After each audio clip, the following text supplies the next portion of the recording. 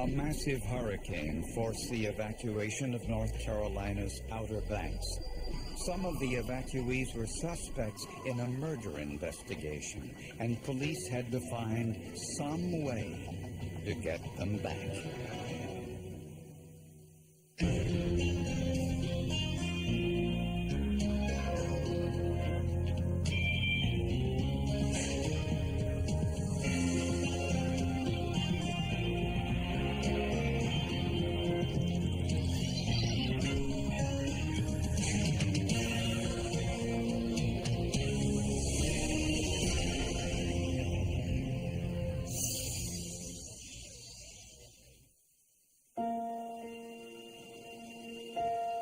The Outer Banks of North Carolina is one of America's favorite getaway destinations. Nearly 7 million people visit these beaches every year. The beaches are very nice, lots of good restaurants, real family-oriented place. In 1993, Janet Siclari came to Nags Head, North Carolina for a week's vacation, along with her brother Robert and several friends. Janet was 35 years old and had recently broken up with her boyfriend. Janet had a previous 10-year relationship with someone. It just never was totally right for her. It had to be perfect, and she never found the Mr. Perfect that she was looking for. On their last evening in town, Janet went to dinner with her two girlfriends. Later, they went to a nearby nightclub.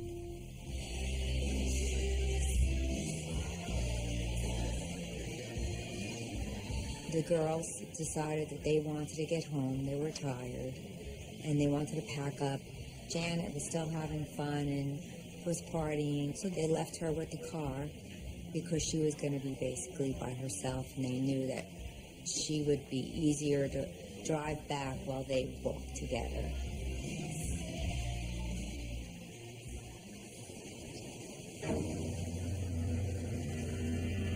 At dawn the next morning, a sanitation worker found Janet's body on the beach, just 10 yards from the front of her hotel.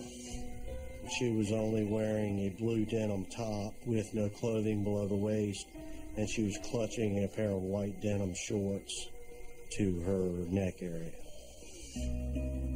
A rape test kit proved Janet had been sexually assaulted.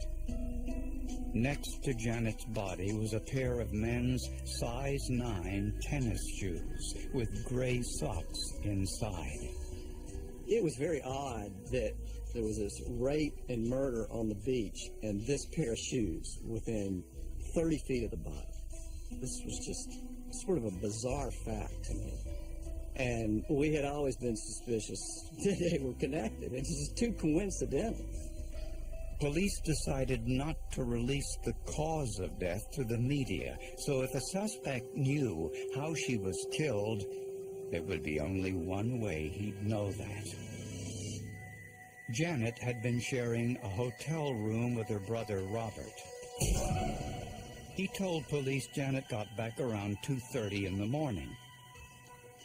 Robert was asleep when he heard her come in the room. She came in, he said, lit a cigarette and put her purse down and said something like, I'm just going to go out and smoke this cigarette, and walked right out the door. Robert said he was barely awake, but thought Janet might have been with friends. He thought that he heard some voices outside the door, some whispering, and thought that perhaps Janet was with someone else. He wasn't real clear on this ever in his statements. Unfortunately, none of the hotel employees saw Janet enter or leave the hotel.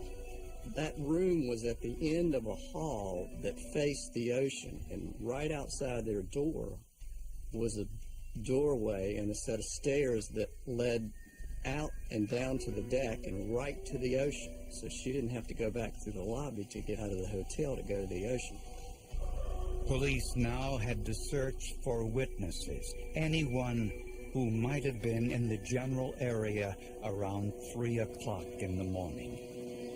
and in a vacation community. That wouldn't be easy.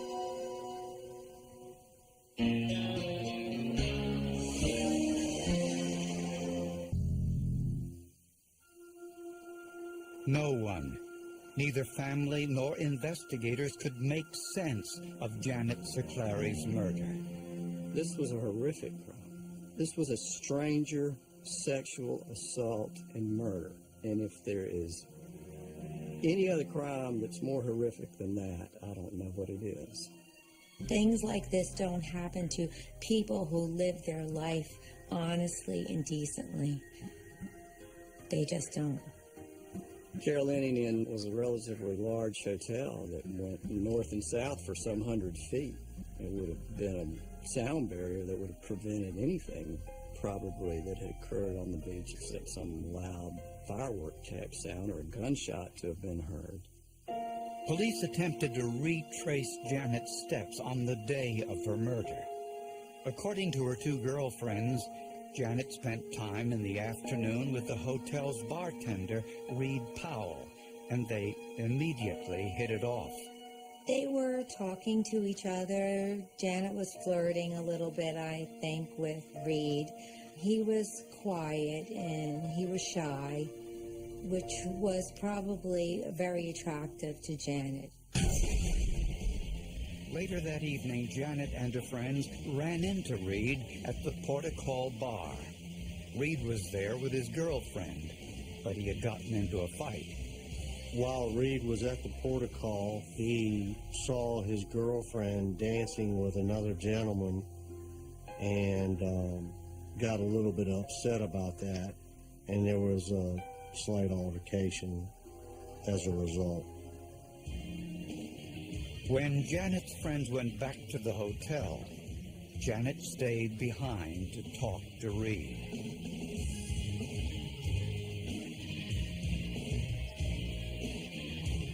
They left the bar at closing time around 2 a.m. So he stated that he was going to take a cab, and at that point Janet told him there was no sense in that, that she would give him a ride since she was going right by his house to go back to the hotel. When questioned, Reed Powell told police that after Janet dropped him off at home, he got the keys to his car and went looking for his girlfriend to patch things up.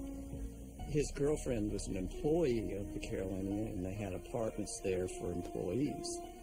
The Carolinian was also where Janet Siclari was staying. Reed drove to the Carolinian Hotel, and while waiting there for his girlfriend in the parking lot, he observed Janet arrive at the hotel and go inside by herself. Reed said he didn't speak with Janet at the time.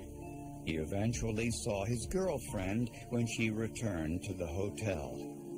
They got into a verbal argument, and he ended up slapping her across the face. That pretty much ended the conversation. His girlfriend went on to her apartment, and he went back to his apartment. When police asked Reed what he was doing while waiting for his girlfriend, he made a shocking revelation. He had gotten hungry and carried with him a steak knife and a stick of pepperoni and sat in the car as he was waiting for his girlfriend to return. This was a valuable piece of information and possibly incriminating. Janet had been stabbed to death on the beach that night, but police didn't release this information to the public.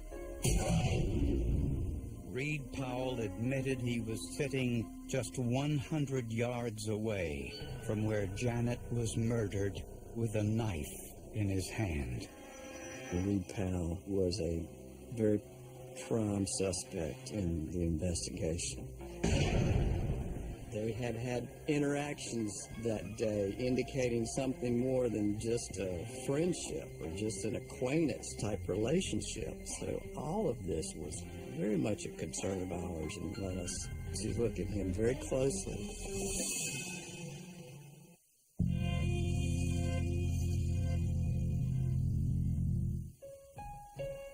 The investigation of Janet Siclari's murder was just 1 day old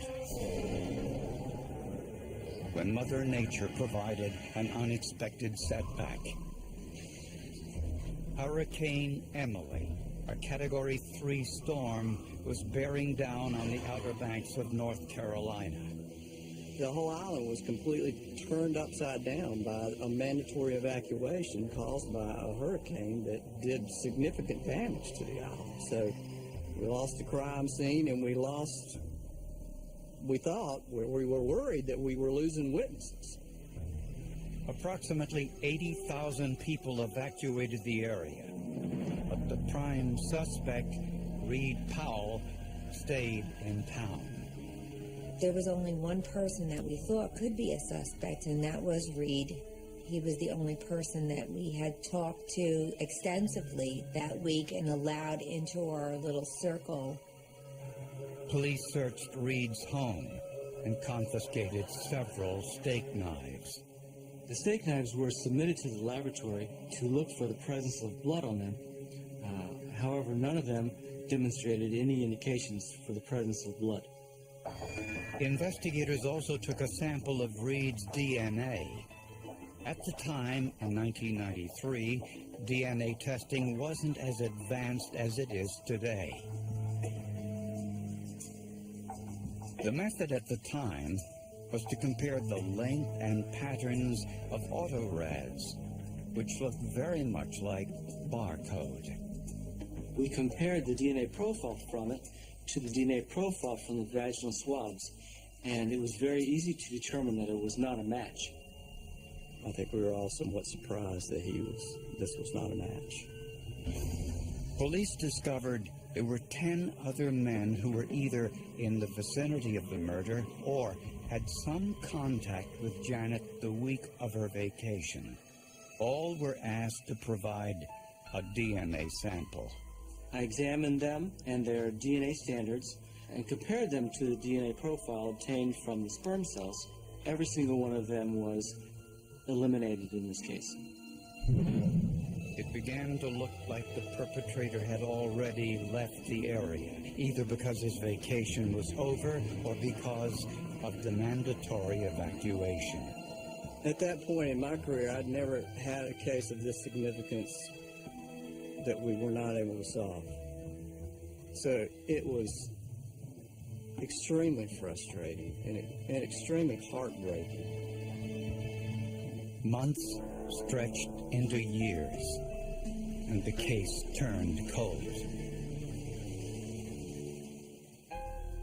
Of course, there's a lot of frustration when you're trying to deal with something like this. You're thinking that the more time goes on, the more that they'll never find the person. And you just sort of try to live with it and say that, you pray someday it'll happen, but you're thinking after 5 years it's not going to happen. But during that period of time, the FBI developed a way for every state to access the DNA profiles collected in other states. At the time, not every state collected DNA samples from convicted felons. But for the majority that did, this new system was a godsend, and they called the database CODIS, or Combined DNA Indexing System. So, in 1997, almost 5 years after Janet Siclari's murder, North Carolina officials entered the killer's DNA profile into the CODIS system. And they got a match. Amazingly, it matched someone living just an hour away in the same state of North Carolina.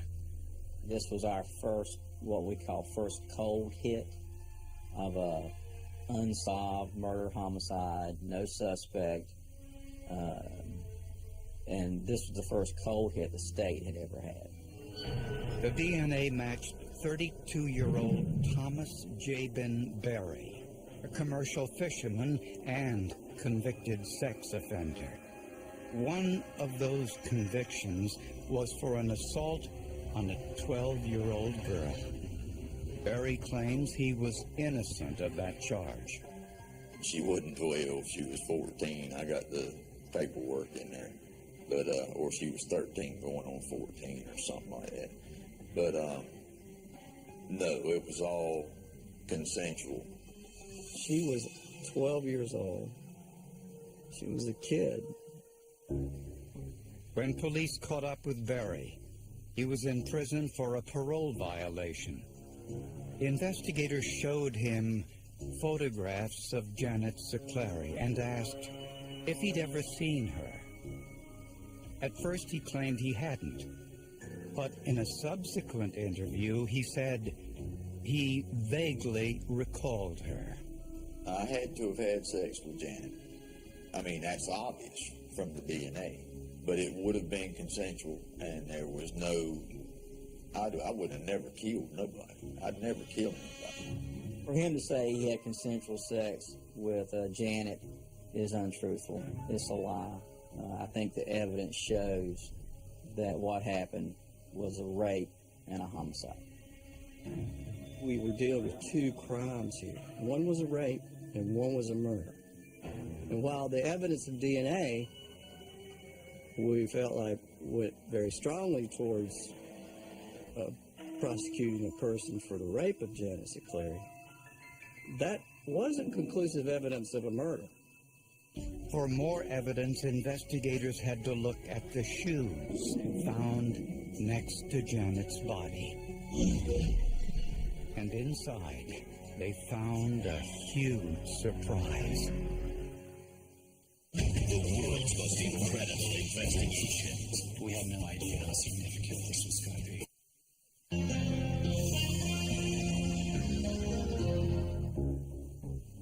The prime suspect in Janet Siclari's murder was Thomas Jabin Barry. He admitted he was in Nag's Head at the time, but he claimed any contact he had with Janet was consensual. And I had sex with a lot of people on the beach. I wouldn't have had any idea, if we met that way and then just started walking and talking and one thing led to another. I've had that happen several times in my life. As a matter of fact, my first wife and I met that way. But a look at Barry's background revealed his sexual history was far from innocent. There were approximately a dozen other victims of sexual assault by Mr. Barry. We found one incident where he actually raped a young lady on the beach. As for the night of the murder, Barry admitted he was on drugs. I think Barry had been on the beach that night somewhere, partying, drinking, and doing crack. He admitted in his statements that that period of time, he was high on crack a lot. To Janet Siclari's friends and family, the possibility of her having sex with a complete stranger was totally out of character.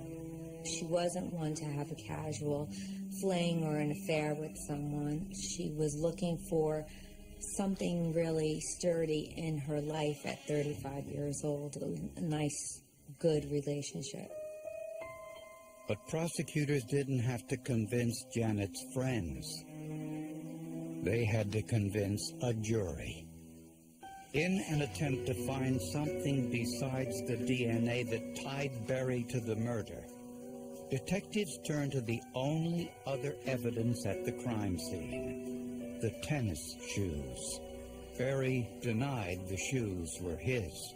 The only way we could think to do that was to find someone who could do shoe impressions to see if there was a way to say, like a fingerprint, except with a foot in a shoe. Investigators contacted Robert Kennedy, a forensic expert with the Royal Canadian Mounted Police. He had an international reputation for using barefoot impressions, particularly on the inside of shoes, as evidence. I became involved with the barefoot research back in 1989. And as a result of a serial killer back in New Brunswick, we needed to see if the suspect's barefoot impression would match the impressions found inside of the shoe. Kennedy soon established a database of these impressions and did a detailed study of how they're made. When somebody wears a pair of shoes, the foot generates a large amount of heat inside of the shoe, so the foot will sweat. The weight-bearing area of the foot will cause indentation on the insole of the shoe. So you have a combination of slight indentations, sweat, dirty, darkened marks inside of the shoe. These marks are unique to an individual's feet, and therefore provide a potential basis for comparison.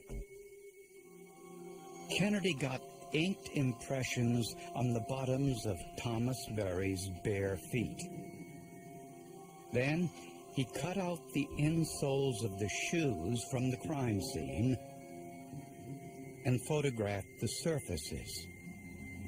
The images were overlaid for comparison. There was no dissimilarities between the impression that Thomas Berry would make and the Spalding running shoe, so I was able to form a conclusion that Thomas Berry was the likely wearer of the Spalding running shoes.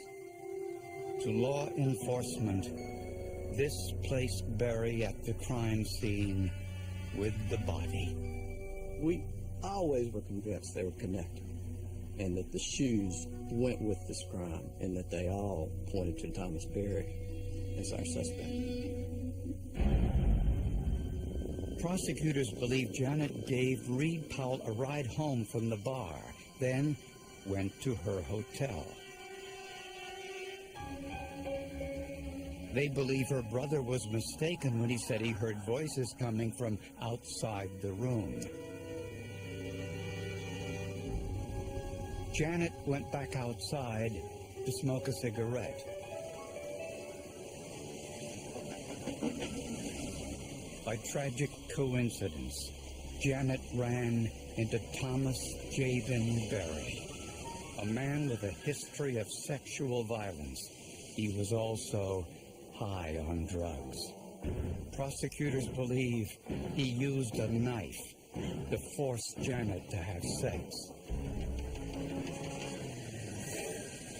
Then he stabbed her to death so she couldn't identify him. Some in law enforcement think Berry left his shoes on the beach, so his shoe impressions wouldn't lead investigators back to his aunt's house near the hotel, where they think Berry spent the night. In the end, Thomas Jabin Berry was the one who did himself in. If he had not violated the conditions of his parole, his sample would never have been available for us to analyze.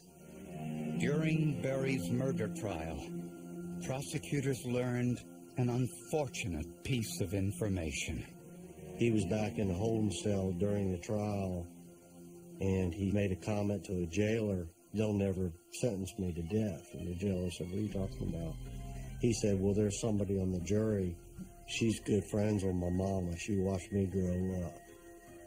The jury convicted Thomas Jabin Berry of rape and first-degree murder. But this particular juror was the only one to vote against the death penalty. So Berry was sentenced to life in prison with no possibility of parole. Despite the forensic evidence, Berry still says he's innocent. I'd been trying unsuccessfully, filing appeals and trying to get back in court. And I figured it couldn't hurt, you know. It may generate some publicity and help me in some way. I said, "You're a liar." There's no question about it, because of all the types of scientific evidence out there, this evidence is irrefutable that Thomas Berry encountered Janet Siclari on the night of August the 28th. There's no question about it. That we proved beyond all doubt instead of beyond a reasonable doubt. Mr. Berry says that, he's a liar.